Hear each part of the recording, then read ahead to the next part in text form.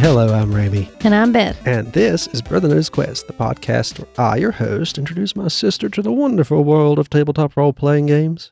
And Beth, do you know what we're talking about today? No. It'll seem a little familiar, and it's something we have talked about maybe once or twice. You might not have a clue what it is when I show it to you, but everybody else will know. It is this. Pathfinder. I've heard it. Yep. It's Pathfinder First Edition. It came out in 2009. It is a evolution on D&D 3.5, which was the last D&D that came out before 4th edition. Everybody disliked it. So they took the OGL, which is open gaming license that D&D had made, and changed a whole bunch of wording so that it didn't break any copyright laws, and kept on running a 3.5, pretty much, and just named the worlds differently and everything. That's a shame. They found a way around it. Galarian is the name of the world that this takes place on. And instead of different realms like D&D has, with all different worlds that they cover, like Eberron, Pathfinder has Galarian, which different continents and different countries are basically a whole different setups, I believe. It went from 2000, it went for like 10 years before they made the second edition.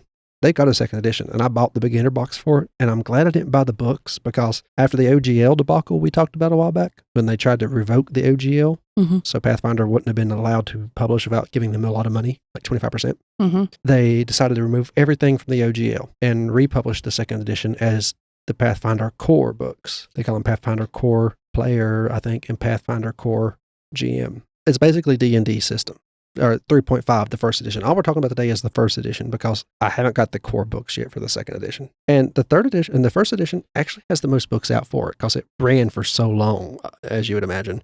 People loved it. And when fifth edition came in, it kind of waned a bit. People wanted a more simplified game because it had a bit of bloat by that time. So many different rules, add-ons, and everything. And Pathfinder, like D&D 3.5, was a little more rules heavy, what you'd call a crunchier game. It had so many different rule books that came out. Not core books, but rule books, as in add-ons, extras. There's a list of classes you can play as. For instance, by the time the game went into second edition, they had the core book involved barbarian, the bard, the cleric, the druid, the fighter, the monk, the paladin, the ranger, the rogue, the sorcerer, and the wizard. And in other books that came out throughout those years, alchemist, anti-paladin, arcanist, blood rager, brawler, cavalier, gunslinger, hunter, inquisitor, investigator, kineticist, I think that's how you pronounce it, a magus, medium, mesmerist, a ninja, occultist, oracle, psychic, samurai, shaman, shifter, scald, slayer, spiritualist, summoner, swashbuckler, vigilante, war priest, and a witch. All we have in D&D since 5th edition came out, outside of the core classes you know about, was the artificer. That's all. Just that one. Okay. And everything I just named is a class added by Paizo, the company that made Pathfinder. So those are the official ones. And that doesn't go into the races. The races in the core book are dwarf, elf, gnome, half-elf, half-orc, halfling, human, and, well, I think that's it. But then you have, in other source books, is catfolk, duergar, gnoll, gripply, which is like a frog person, goblins, a hobgoblin, Ifrit, which is like a fire elemental, kobolds, lizard folk, a monkey goblin, which is a agile and mischievous semi-humanoid monkey goblin, love to prank things, and acrobatics. You have orcs, orid, a stone-skinned humanoids born from earth elementals, rat folk, skinwalkers, sylph, which is airy and swift elf-like humanoids, flying and range combat or the thing. And Trixenix, I don't know what that is. A 3-armed reptilian humanoid. What? Wow. And Undine, a beautiful aquatic humanoid. There is just so much more option. And I think you get a feat in this game at every odd character level. So in D&D, I think you wait 4 levels, you get a feat, or a option to add into your ability to make them go from like an 18 to a 20 or something, or you get a feat. You get one every 2 levels in Pathfinder. So you can customize your character way more.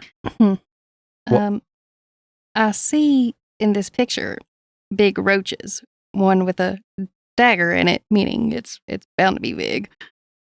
Okay. Roaches are bad.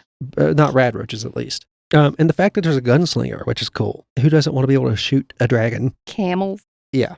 Like I said, it's a little bit more, if there's something you need to figure out in this game, there's a rule for it. If you want to do something, there's a rule for it. So it's a little bit more rules heavy, which is what bogs it down, especially since they've added so many other things into it as the years went on. It made sense then for them to start a second edition, and now the second edition, revised edition, core books. It makes the game harder to recommend for someone who is used to 5e unless you really want to have more customization options for your character. I love it for that fact. I'll be the first to say I haven't played it, but I've always wanted to, and I can't find nobody to play it where I'm at.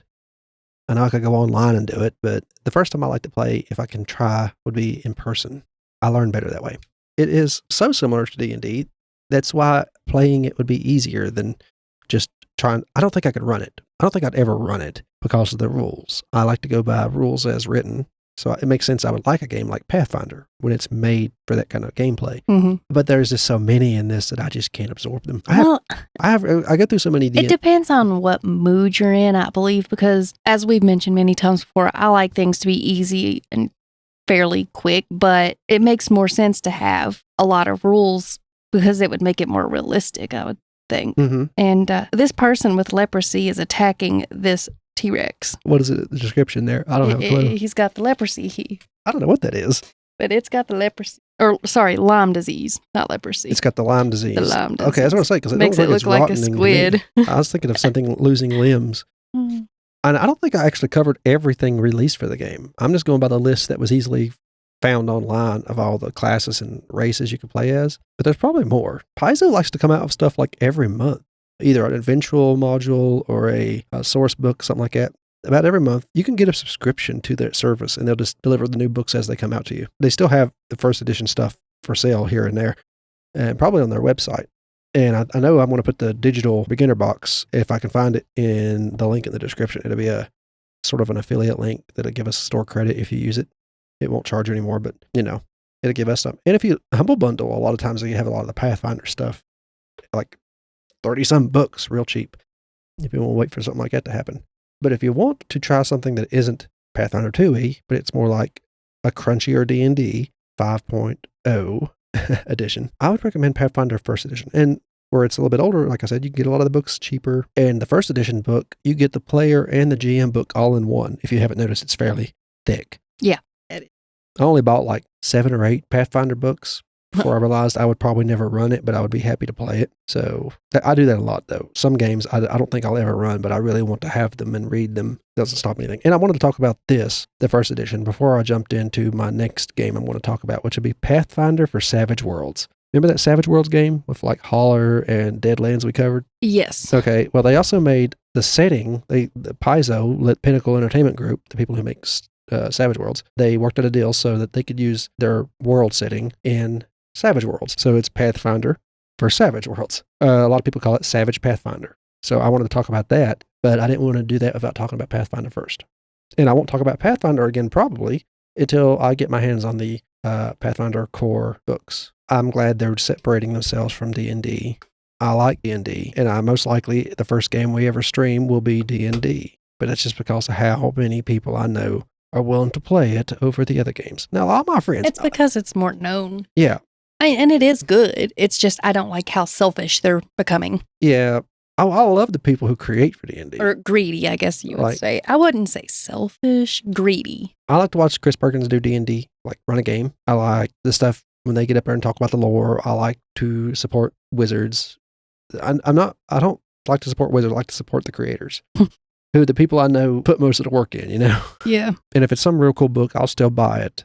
And I'll probably buy the core books for whatever the new edition of D&D is next year that's coming out. I'll do my best not to just get it because it's out. I'll get things if I think I'll like them.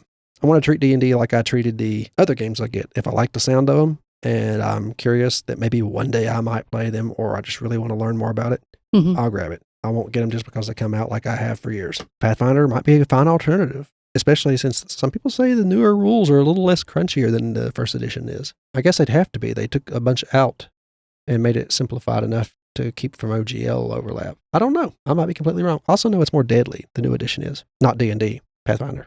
Oh. Well, the new edition D&D might be deadly too. I don't know. Right now, it's hard to kill a player character in D&D. You have to wait. You have to get lucky and get them when they're like first level. I've had plans to run a D&D game, but everybody keeps getting sick or so busy that we can't even record a podcast, let alone a D&D session.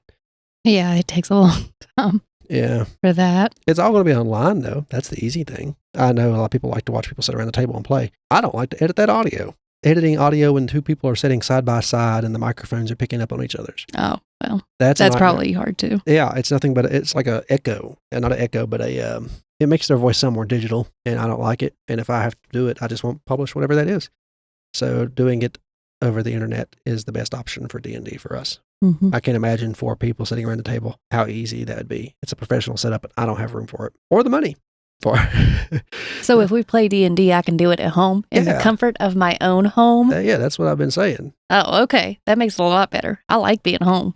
Yeah, I do too. Pathfinder First Edition, if you're going to try something and you don't want to jump too far away from 5e or something, I recommend Pathfinder First Edition. I wouldn't recommend buying the standard second edition Pathfinder books right now because they're technically old already because the core edition had just came out. So if you hunt for anything that you don't want, you think Pathfinder in this amazing world of all these new things that'll be out soon for it is cool. I'd say go for Pathfinder Core that has just came out, Pathfinder 2e Core, and get that in the Game Master book. I recommend at least getting the beginner box for the first edition.